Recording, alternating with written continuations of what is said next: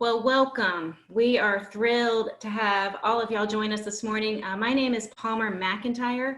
I'm with Piedmont Land Conservancy and Piedmont Legacy Trails.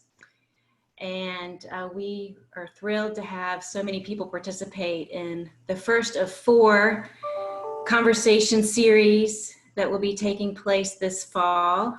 This series is in lieu of our Trails Summit we were supposed to have last March. It was supposed to be our 5th annual. We were disappointed not to be able to do that, but here we are, and we'll continue to adapt. But we felt like this content was really important to get out to folks, and so we're really delighted that you've joined us this morning. And I'm talking, but I'm also managing the waiting room, so just bear with me for a few. Bear with me as I'm doing that. So just want to do. I'm going to screen share real quick here as we get started. And okay, all right. First of all, I would love to do a shout out to our sponsors. We have Alta Planning Plus Design, Duke Energy, Arete Structures, Piedmont Transportation Professionals, and the North Carolina chapter of the American Planning Association, who are all making this event possible today and this whole series possible. So thanks to those folks and those supporters. As I said, this is the first of a 4-part series. Every third Thursday at 10 a.m. we'll be joining right here on Zoom. And our next conversation will be October 8th. Hang on a second, I'm managing my screen as I'm letting people in. Our next conversation will be on October 8th at 10 a.m. And Jesse and I will be talking about trail advocacy updates. So we'll be talking about all the things that are going on at the local, state, federal level to increase funding for trails. There's a lot that's been going on this topic, so I'll be happy to report out to you and also to get feedback from you all on how to make that work even better. Our next topic after that, October 29th, is local trail tourism and economic recovery. We'll be joined by Amy Allison with the North Carolina outdoor recreation industry. So we're looking forward to having her with us to answer questions, to brainstorm ideas, see what's going on in local areas. And then finally, on November 19th, our last topic will be equity on trails, how to create inclusive outdoor spaces. We're still finalizing our speakers on that, but we're looking forward to a really great and productive conversation on that topic. And so for each of these series, there's a registration link on our website at piedmonttrails.org. So first of all, I'd like to introduce our Piedmont Legacies team. So there's Jesse Day with the Piedmont Triad Regional Council. Morning, everybody. Also, there he is, waving. And Brianna Hafferman, who I'm thrilled to introduce as our first full-time Piedmont Legacy Trails coordinator. We scooped her up after serving as an AmeriCorps service member last year. So now she's full-time working with us, and we're thrilled to have her. So just a few logistical notes. Hey, Brianna. A few logistical notes before we get started. You'll all be on mute for the entire presentation, but we definitely want to hear your questions. And so put those questions in the chat. Jesse's going to be monitoring the questions, and we'll make sure Chuck has a chance to answer them. And definitely at the end, he might pause in the middle too. We'll see how that goes. This webinar is being recorded, so we'll get a link out to all of you all within a week. We'll also put the link on our website so you can get it at a later time. There are planning and engineering credits available for the session today, and we certainly want to acknowledge the North Carolina chapter of the American Planning Association and the Piedmont Transportation Professionals for making this possible. And that information will be in the chat. It's here on the screen as well, and it will also be on our website, so y'all can follow up with that. And we hope we don't have any bandwidth issues, but if you are having trouble, you can try turning off your video. That might make things a little better. So now to get started. It is with great pleasure and gratitude that Chuck Flink is with us today to talk about the Greenway imperative, connecting communities and landscapes for a sustainable future. We are so fortunate to have Chuck here in North Carolina. He has an amazing breadth and depth of experience with Greenways, having worked in 37 states and 7 foreign countries. He's received dozens of awards at all levels. You're probably familiar with some of his most notable projects, and I will say complicated projects because they all are. The American Tobacco Trail is right down the road in Durham. The Miami River Greenway is in Florida. Another one is the Grand Canyon Greenway in Arizona. He's recently published a book, which you'll hear more about in the presentation. It's a great book. I highly recommend it. So without further ado, I am going to turn this conversation over to Chuck. So Chuck, welcome. And we look forward, I'm trying to get my screen share stopping here so I can make you the host. We look forward to being inspired by your experiences and your vision for Greenways. Thank you. Thank you so much. And it's so good to be among so many great friends and colleagues, people I've known throughout my career. And yes, it's fun to have a new book to share with everyone.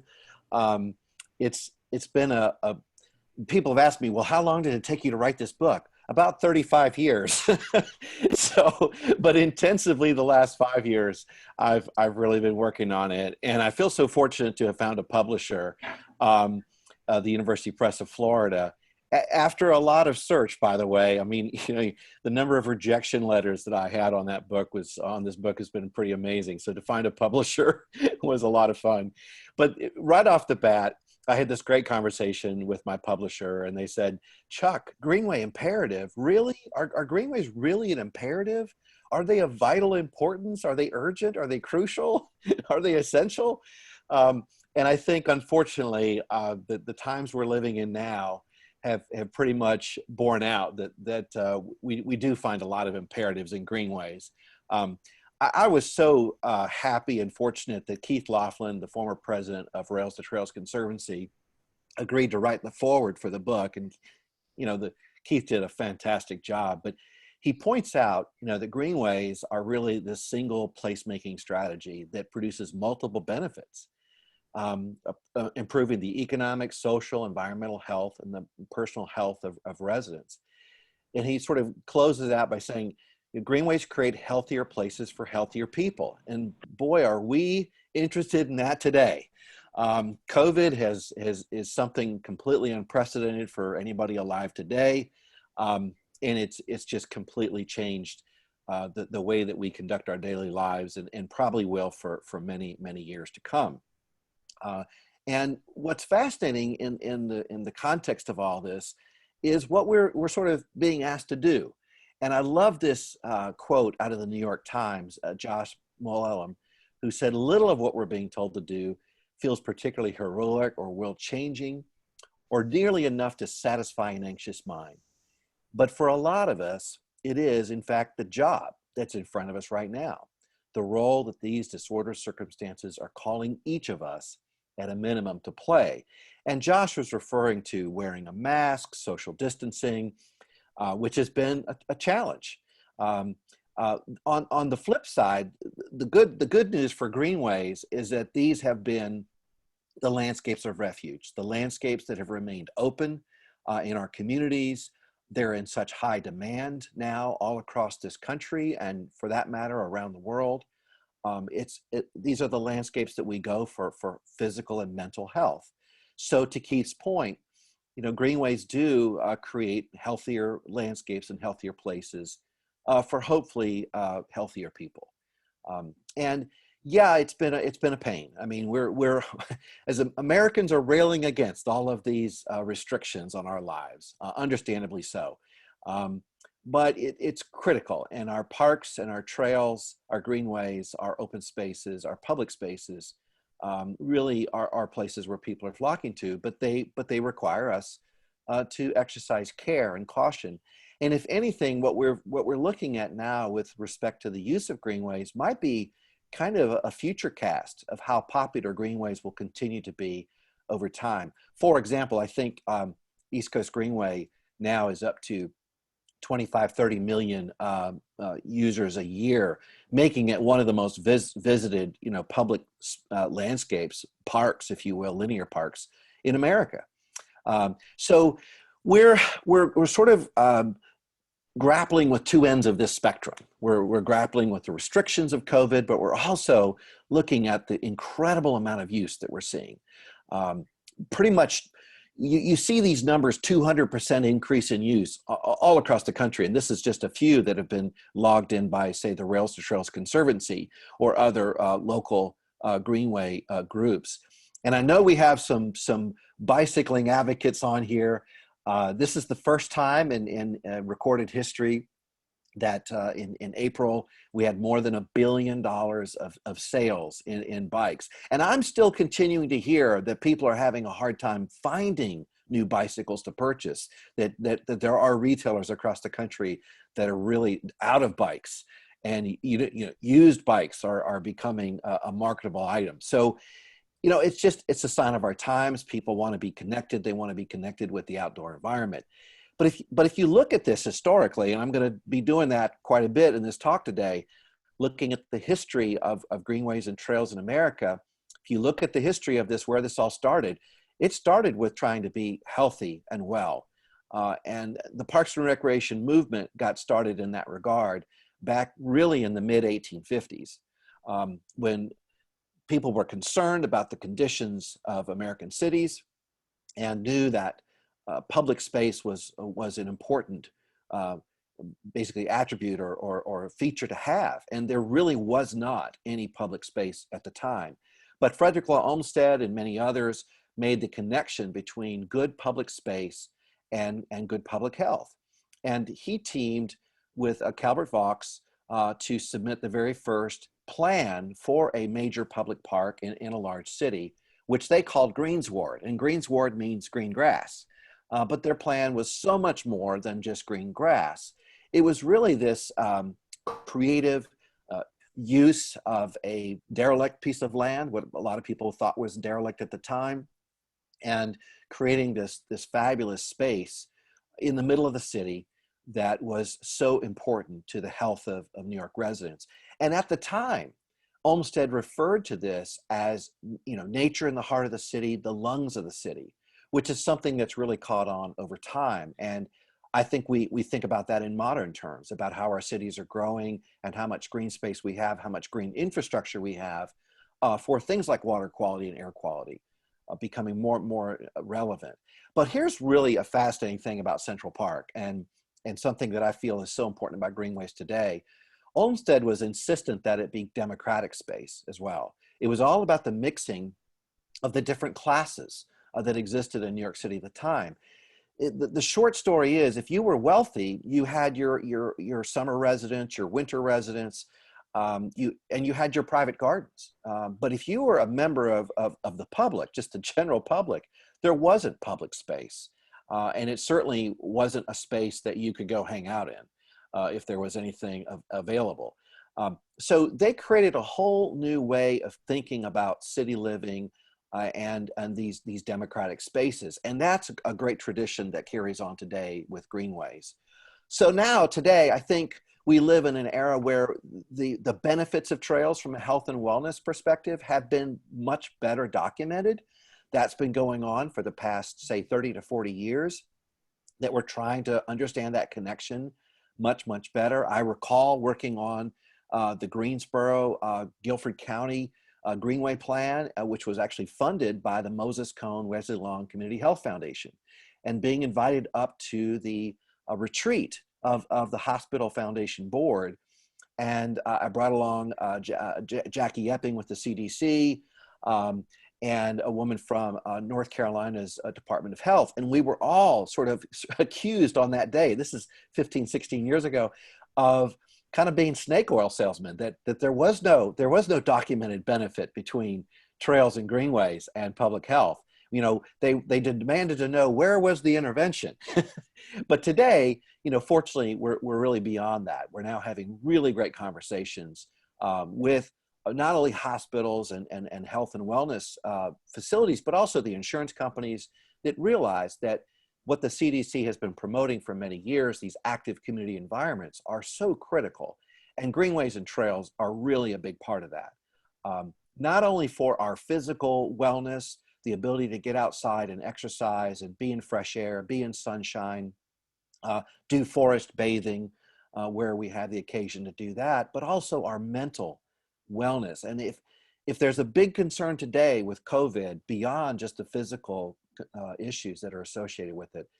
It's the effect that of having, you know, shutdowns and lockdowns is having on all kinds of people.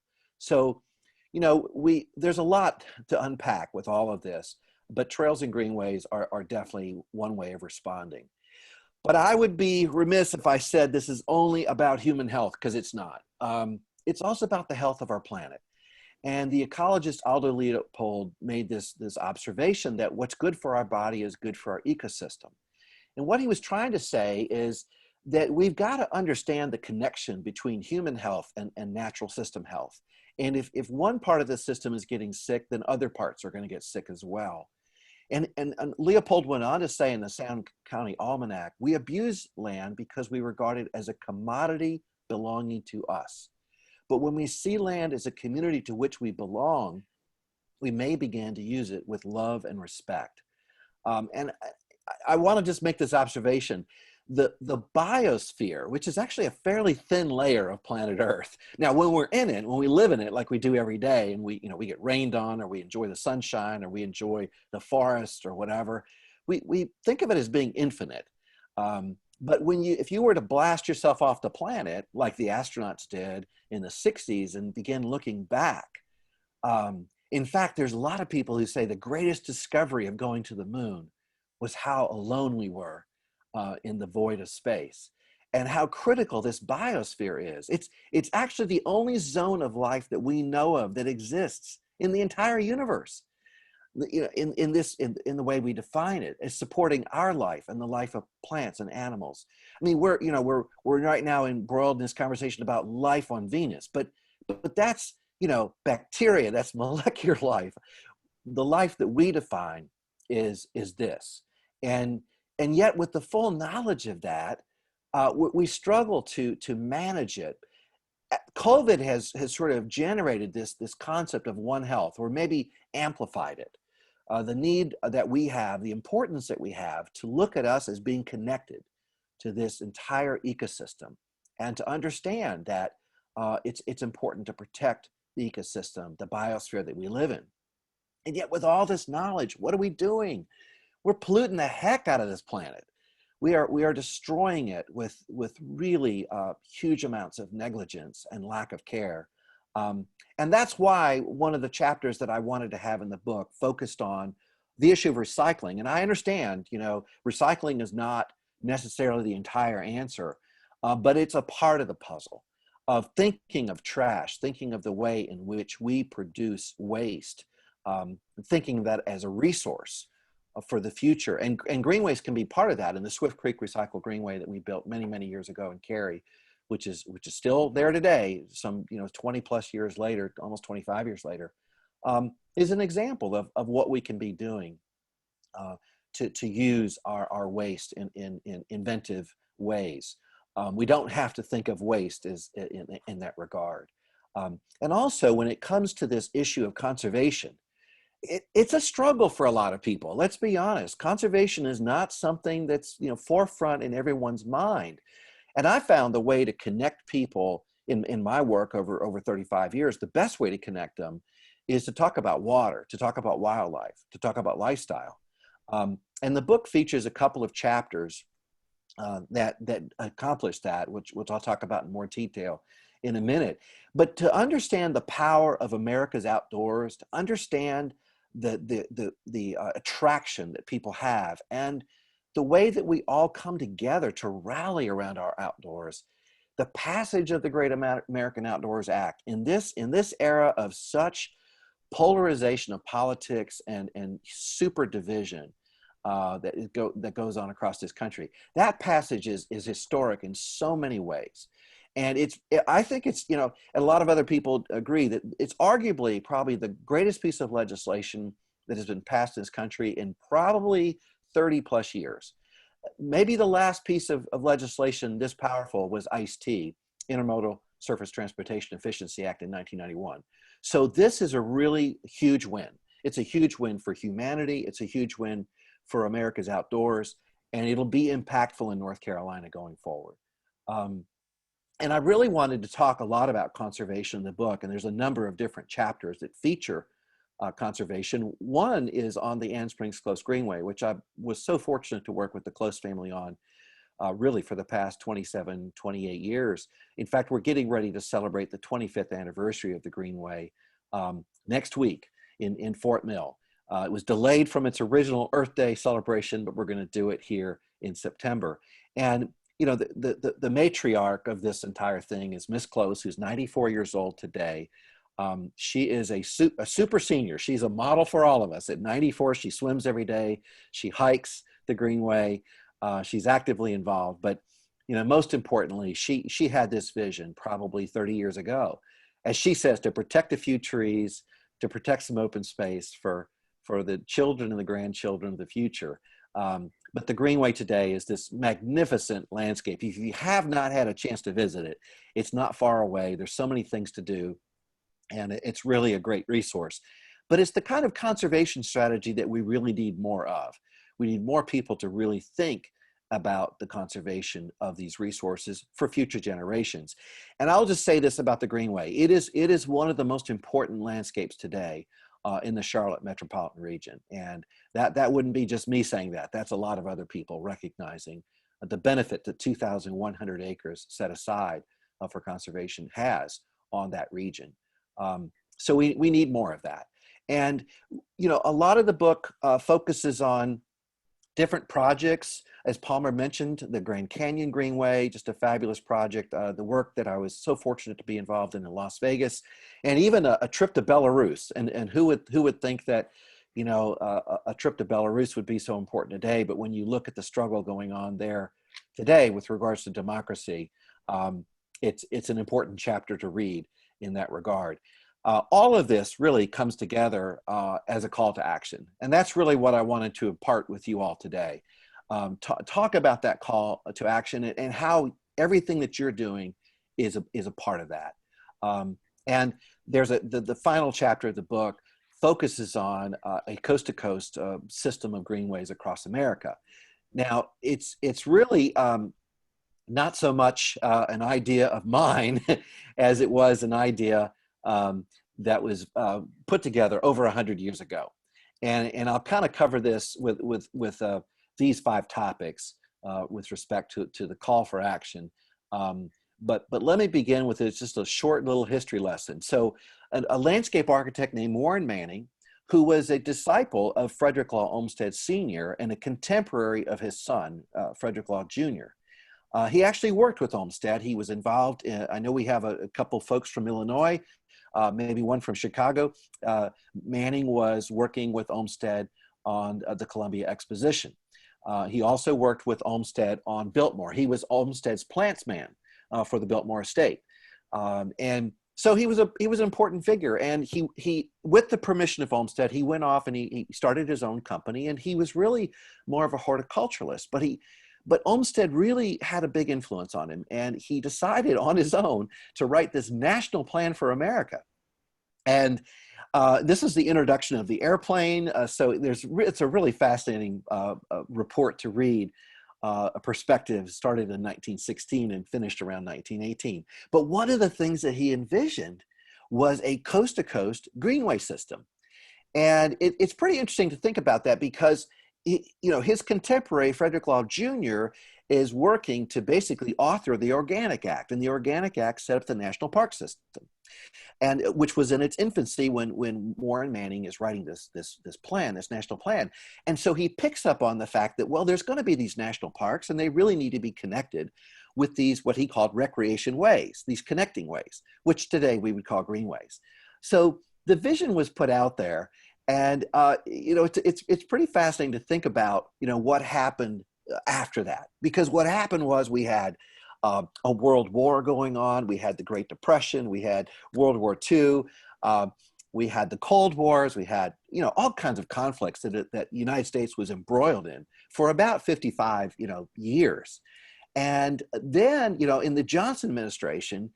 There's this, a little bit of reflection of America. It'd been done to some degree by Eisenhower and the Kennedy administration, but under the Johnson administration and Secretary Udall, they established the National Trail System Act, So this is a very important thing that happened, because legislatively we have essentially the governing language to fulfill Warren Manning's vision of an interconnected national system of greenways from coast to coast.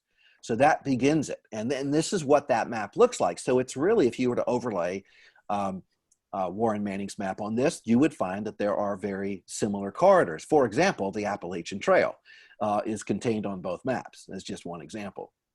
And, then along, the course of history as it rolls along, we have Ronald Reagan comes along. Now, Reagan was an anti-federalist. He was an anti sort of federal government sort of person, very well regarded, in terms of his work in that space.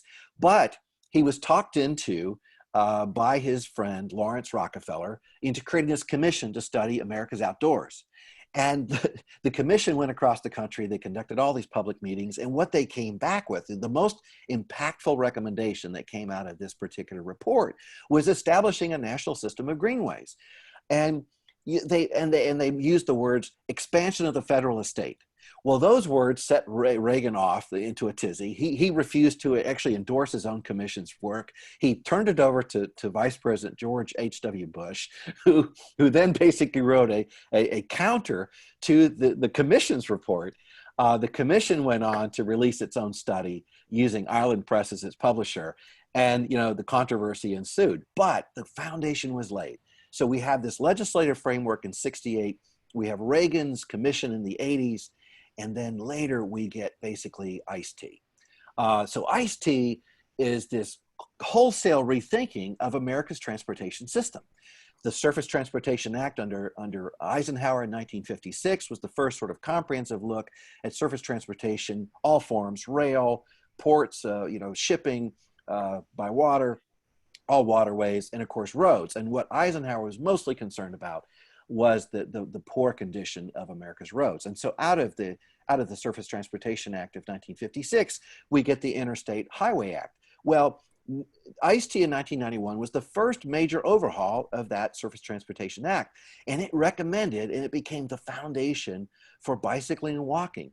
Prior to ICE-T, just to give you a magnitude, about $50,000, certainly less than a few $1 million was being spent all across the United States in support of bicycling and walking.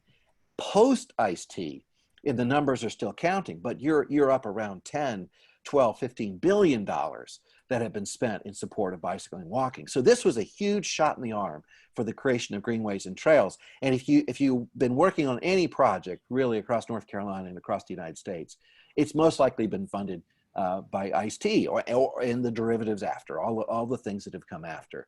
So today, we can really begin talking about this National Greenway System and how we're basically all part of it. And when we think about how our National Greenway System has come about, in my opinion, it's really been based on all the local initiatives that have gone on across the country, such as the work in Greensboro. And I'm just cherry picking here, but the Downtown Greenway, for example, a fabulous urban project in Greensboro, envisioning how the city can embrace bicycling, walking, as the fabric of life, supporting economic development, supporting diversity and inclusion, supporting transportation, all kinds of things that happen with urban greenways like this.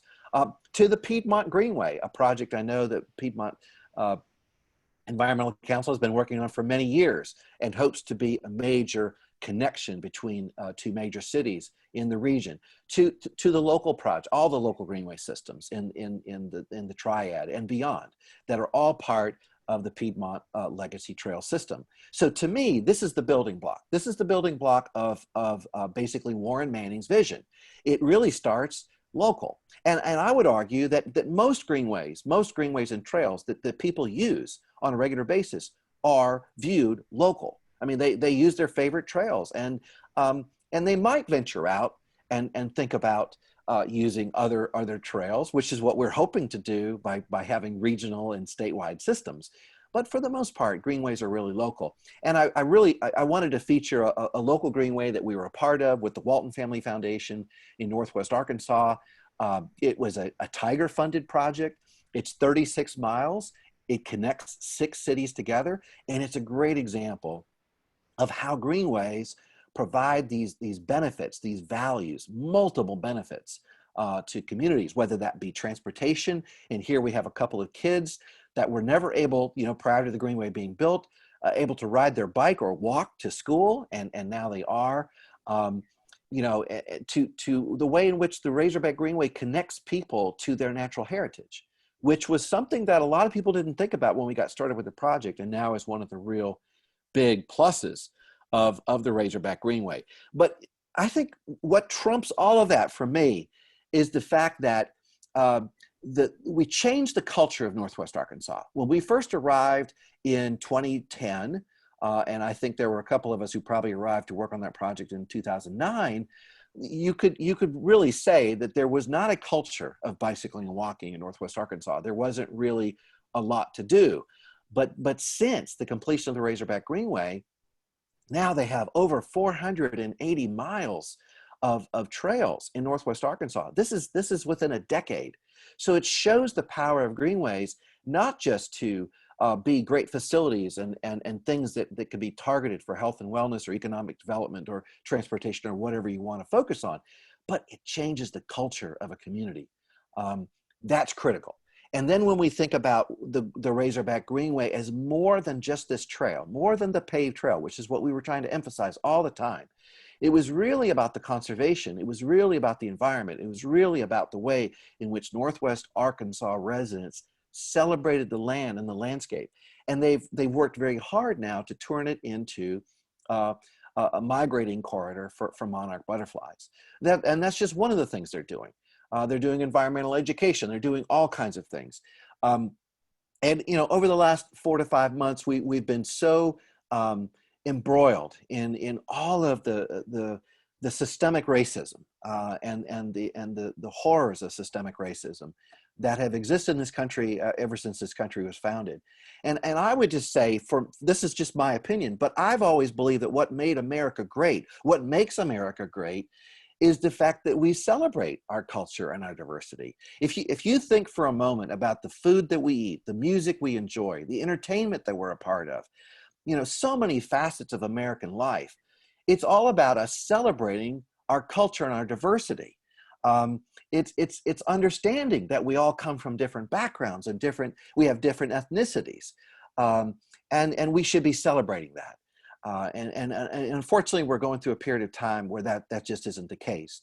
And I'm hopeful that, that we will overcome that, and that we'll overcome the systemic racism, and that we'll respect the value of all people in this country, from their ethnic backgrounds. And I'm so glad that you're going to have a focus on this later on in the year, because it's a critical issue for us. This photo, by the way, is really fascinating because we built this greenway in Northwest Arkansas, and we went by communities of color, communities that had high levels of need to be outdoors and be connected, and they were not.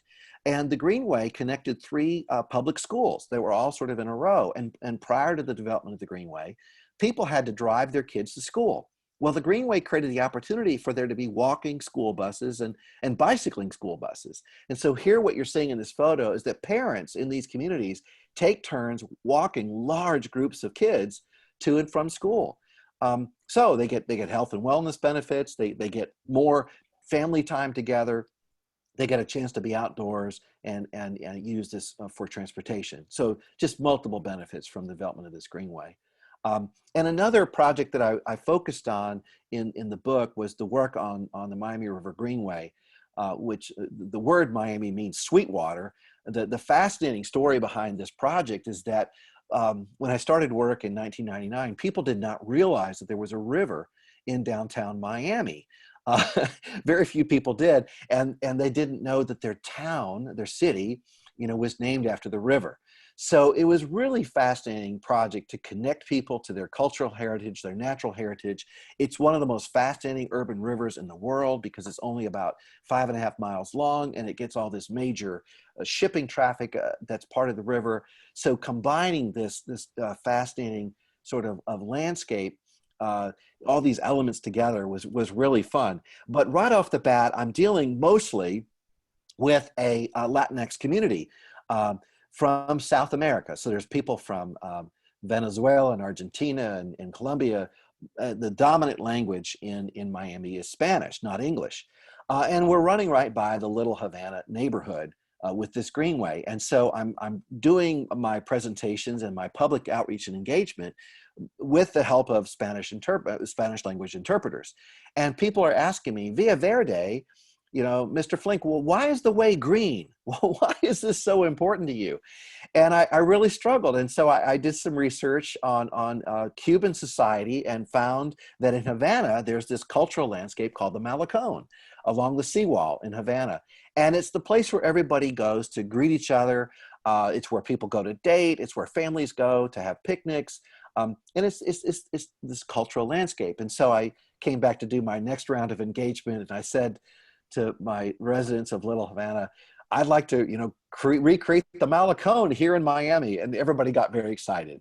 And it's a great lesson for all of us, because we have to understand there's different cultural frameworks in the American landscape. And while the way is green may not appeal to everyone, there are different ways of talking about the benefits that greenways have to American society. And this project is actually not featured in the book because it's still in progress. It's a 25-mile greenway in Memphis, Tennessee. It's been a really, really challenging project from a lot of different perspectives, but I'm so proud of what my client has accomplished. The Wolf River Conservancy, the amount of outreach that they've done with the African-American neighborhoods in Memphis, with just people of color throughout the community, and how this has manifested itself today. It's become really almost instantaneously a landscape that really respects the values of different people. It's inclusive, it's diverse, it's attracting people from different walks of life. It's having a very meaningful impact on the lives of Memphis residents. And all the credit goes to the Wolf River Conservancy and their steadfast vision and their stick-to-itness in completing that project. So I've talked about the importance of local greenways and provided you a lot of illustrations of that, all of which you guys are a part of. So that's probably not new news. But what's exciting to me on this front of regional greenways is how this is, in my opinion, one of the fastest growing manifestations of greenways and greenway organizations across the country. And about 4 years ago, we for the first time held a convening in Philadelphia that was sponsored by the Pennsylvania Environmental Council and the William Penn Foundation. And we brought together regional organizations from all across America. And again, for our friends in Chicago, the Open Lands was there. And I know we have, I think we have some people from Tennessee. So we had representation though from all across the country. It was really fabulous. And we began to map out the different regional greenway systems that are emerging across America. And of course, right here in North Carolina, we have, you know, as we were joking earlier this morning, we have the granddaddy here, the Carolina Thread Trail, which has been, you know, going on now for about 16 years and has accomplished so much in that time frame in terms of connecting, you know, 14, 15 counties in North Carolina and South Carolina together. Just a fabulous regional effort. And then we have Piedmont Legacy Trails, which I think is about, you know, 7+ years old and really following in the footsteps of what the Carolina Thread Trail has accomplished, up and running, you know, mapping out a strategy for how these trails can be implemented across your region. And then on the heels of that, you know, just over the last couple of years, I've been helping to start up what we're calling the Triangle Trails Initiative. So we're, again, a 14 county footprint. We're up to the Virginia line, all the way down into Fayetteville and Cumberland and Pinehurst and Moore County. But what's really exciting to me is when you combine these three regional efforts together, we're now talking about 38 counties in the central part of North Carolina that all are more or less represented by a regional greenway initiative. This is historic. This is really exciting. And there's a lot to celebrate with how we've created this. It's come about very organically, and people are very excited about it. And we're all learning from each other and sharing information back and forth. And it's really a cool time. And I should say that I know that there are other regional efforts that are beginning to happen. I believe up in Asheville, Buncombe County, there's a regional effort underway. I know there's some conversations in sort of southeastern North Carolina and northeastern North Carolina as well. So this is a really exciting time for the growth of regional Greenway initiatives, not only across the country, but right here in North Carolina. And then when we start thinking about the way in which these systems connect, with state systems, statewide Greenway initiatives, and again, sort of the granddaddy of this would be the state of Florida and what they've done with an amazing interconnected network of greenways that really span the peninsula. But North Carolina is certainly, right there. The Mountains to Sea Trail, which has been around since the 70s, is our great sort of cross-state trail that so many are proud of, and links so many different of our regions and our communities together. But we also have the East Coast Greenway, which is really a national system, but intersects in the Raleigh-Durham area with the Mountains to Sea Trail and creates a north-south sort of spine to our state. And now many of us are involved in this initiative that's being sponsored by NCDOT, the Great Trail State, which looks at how greenways and trails can happen in all 100 counties. So we are a great trail state. We have a lot of history in that regard. We're one of the best states of the lower 48 and of all 50 when it comes to having systems, thinking about systems of greenways that connect one to the other. And again, the foundation being local to regional and then across the state. So this is an exciting time. This is an historic time where all these things are happening together. And a lot of it, without any apologies, has to do with the ability to grow our economy, to make North Carolina a more fascinating place to visit and enjoy the incredible riches that this state has to offer from in all 100 counties. But when we think about Manning's vision and we think about the ability then to frame out and build this interconnected coast-to-coast system, you can see that the building blocks are there. And I would submit that we're a lot closer to fulfilling Manning's vision than we've ever been in the history of this country. We have fabulous projects like the East Coast Greenway, which again is a chapter in the book. If you'd like to read about how the East Coast Greenway came about, it's a wonderful story, and it's basically told from the perspective of those who were a part of it at the very, very beginning. Just modest people thinking big, having grand visions, and thinking about how to accomplish things. And the East Coast Greenway is such an incredible story in that regard. But we also have what the Rails to Trails Conservancy has announced recently, the Great American Rail Trail, which would rival the East Coast Greenway, actually be longer by 1,000 miles and connect cities and communities and states from coast to coast. So another really fantastic manifestation of what Warren Manning envisioned. To all kinds of existing long distance trails that have been on the ground and are part of the original National Trail System Act. So it's an exciting time. And I wanted to capture the spirit of all of that in the book, The Greenway Imperative. I really believe that greenways create this framework that's going to be so critical for us as time marches on, a framework that's resilient, that responds. About greenways is that they're really the main street for America. It's the place that we all go to sort of meet and greet each other. It's where we go to become really human beings in our own neighborhood. I'll just tell you that in my neighborhood where I live, and of course we've been on lockdown. I've been on lockdown. I've been on an airplane. Haven't traveled my normal schedule, which is the first time in my career I've done that for so many years. But our Greenway has been our salvation. Our little 2-mile trail is a place where our neighbors go and they greet each other, and we exchange information, we keep in touch. And it's like almost been not just a physical wellness place, but a mental wellness place for all of us in my neighborhood. And I'm sure that for many of you, greenways are the same. And I'll close with this thought. It's one of the greatest quotes I've ever seen about greenways. And it was my friend Charles Little, who passed away a few years ago, but wrote the very, very first book on greenways, the modern sort of American Greenway movement, Greenways for America. And he said, to build a greenway is to build a community. And I really believe that. And I think the legacy that we're all involved in, the legacy that we're leaving for future generations, is this interconnected framework of greenways that will span communities and span regions, connecting state to state and coast to coast. So I really thank you for the opportunity to be a part of your lecture series, Palmer. You know, my closing thought here is just to remember, this is our home in the universe. It's up to us, all of us, to take care of it.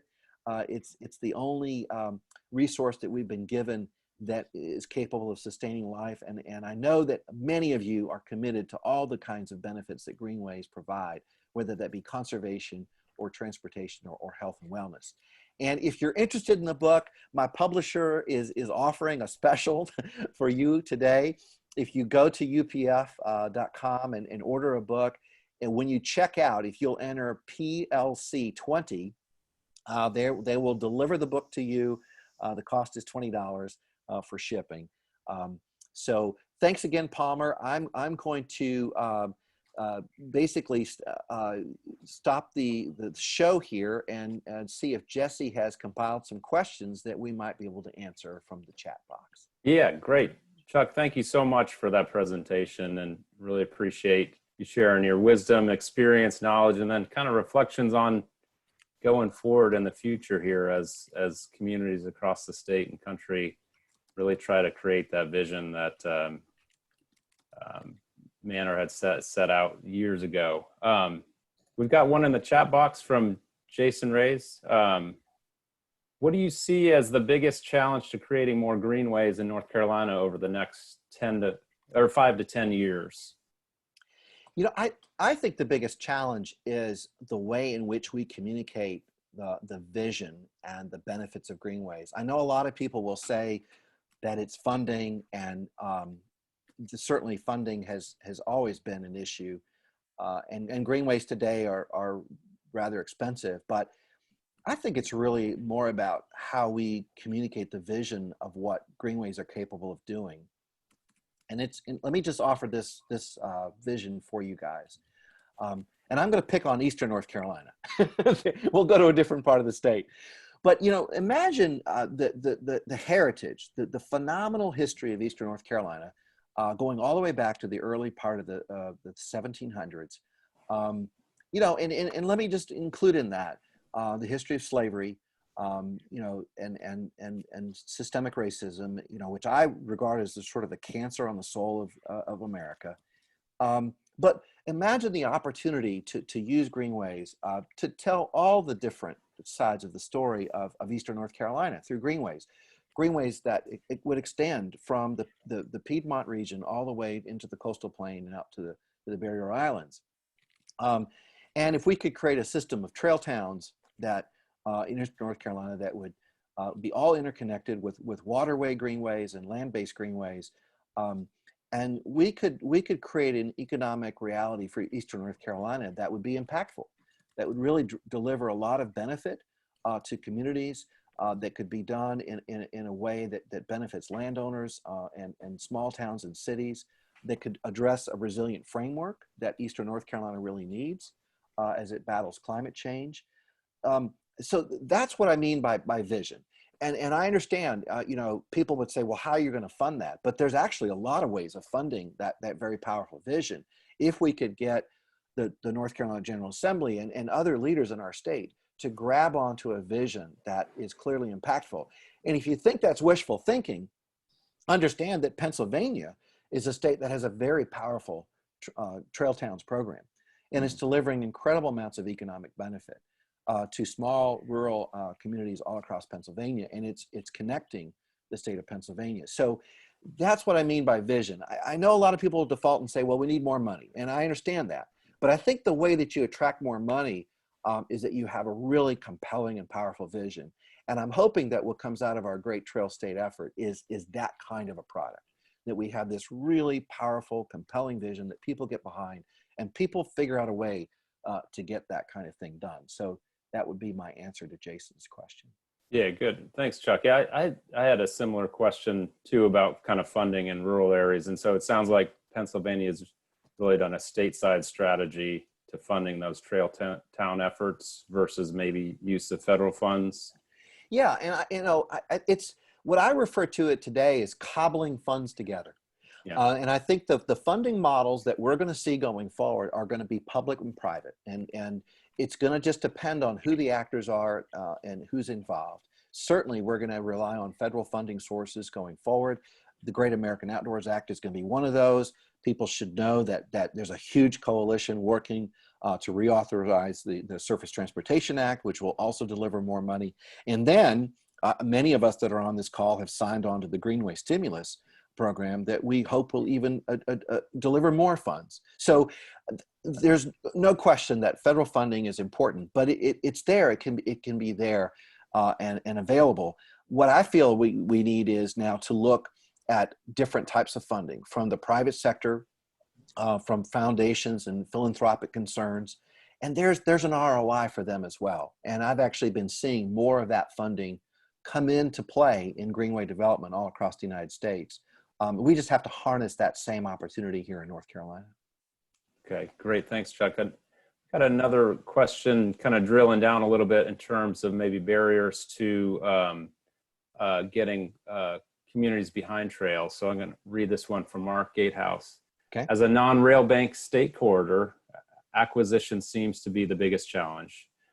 In 3 different states, I've seen rural residents that's having very strong opposition to the idea of trails being that maybe bring city people into their area, in quotes. What strategies have you used in your community meetings to work through those concerns and objections regarding trails?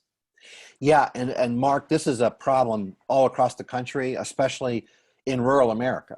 So, for example, we're being asked right now by the Pennsylvania Environmental Council to work with them on the very same problem that is happening in some of the rural communities that they feel have not had enough benefit from trails and greenways.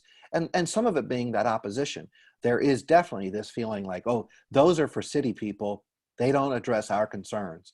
So I think one of the ways in which we can do this, and I'll cite, for example, the state of Missouri, that I think has done a really good job of this, going in and looking at how rural communities and the social fabric of rural communities, as much as the economic fabric, how they benefit from having trails and greenways in their community. So states like, in my opinion, like Wisconsin and Minnesota and Missouri have done a better job of connecting with their rural populations, talking about the benefits that these local greenways, these regional greenways, these long distance trails that cross the state, play in building up these towns, revitalizing, restoring them, making them great places to live, making them places that create jobs, create business opportunities, really appeal to the values of rural America. And we need more work in that space. I will tell you that I think we don't have enough really compelling stories and really good evidence to address that right now. But that is a focus that I'm seeing happen. And in fact, I just finished working with Peck and the Richard King Mellon Foundation earlier this year, authoring a report on basically how trails help to activate rural communities and rural landscapes in a way that benefits those communities. So I think we'll see a lot more work in that space. In fact, it's sort of a parallel for me because I feel like we're going to be doing a lot more work on DEI, talking about urban communities and communities of color. And I think parallel to that, we're going to be doing a lot more work on rural communities and trying to understand how trails and greenways do a better job of responding to the needs that rural communities have. So I'm really glad you asked that question. And as information becomes available, as studies are published, we'll be sure to get those out, to circulate those among the trails communities so people can benefit from that work. Good. Thanks, Chuck. Thanks, Mark, for that question. Quick question. Did you mention DEI? Is that a... Diversity, equity, and inclusion, which I think really responds to issues that we're seeing in urban communities, especially communities of color, that don't, again, really kind of the same thing. They don't feel like these trails and greenways are for them. They feel particularly excluded from the benefits that they provide. So how are we going to be breaking down those barriers, addressing concerns that residents have in these communities and making them more valuable? So that's the kind of work that I've been doing in Memphis, also now in St. Louis, and getting ready to start a similar effort in Philadelphia. So I see those as really, very interestingly for me, They're kind of parallel tracks that are going on in the country right now. Yeah, good. Thanks, Chuck. We've got a question from Christopher Horgan, Guilford County. What type of management, either routine and capital or relationships, have come across for greenways that run through multiple municipalities and counties? Absolutely. That's an awesome question.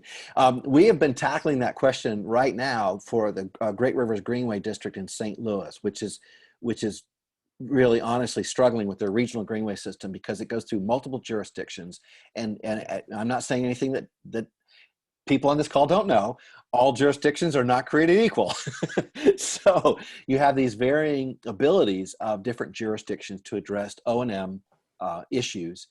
Some feel like, honestly, it's an unfunded mandate to have these greenways in their communities. They don't have the staff, they don't have the money, they don't have the resources to address them. Some of the instruments we've used, for example, in the Razorback Greenway, I authored basically 6 different operation and management plans for the 6 different cities that were all of varying size and varying ability. And so the way that we did that, the way that was authored, was we went in and we actually met with the Parks and Recreation or the utility department staff and figured out what their capabilities were. And then we basically tailored an O&M plan to meet those. And sometimes it included meeting with city councils or mayors or whatever to really walk through that whole process. So it was a very tailored approach. The problem in St. Louis with the Metropolitan Greenway system that Great Rivers runs is that they are trying to build out a regional system in which they've got huge varying capacities. And so the question that they're asking us, and we're trying to help them resolve, is what do we do to even the playing field? And honestly, it's going to come down to GRG, using its regional muscle to provide additional funding in some cases, or additional resources, technical resources to help even out that playing field. I would say if you're dealing with that here in North Carolina, I would start by meeting with the local representatives of the municipalities or jurisdictions you pass through, cataloging what that existing capacity is, and where they're having problems, and then ways in which those problems can be resolved, which is the approach that we've used in a couple of different communities. That's great, Chuck. We're at time. I was hoping we had time for one more question that came over on text to me from Brianna. And if there's unanswered questions in the chat box, I think we've addressed most of those. But her question was really about maybe unusual partners or stakeholders kind of loop into the Greenway, either construction or advocacy process, just some unusual, unthought of folks.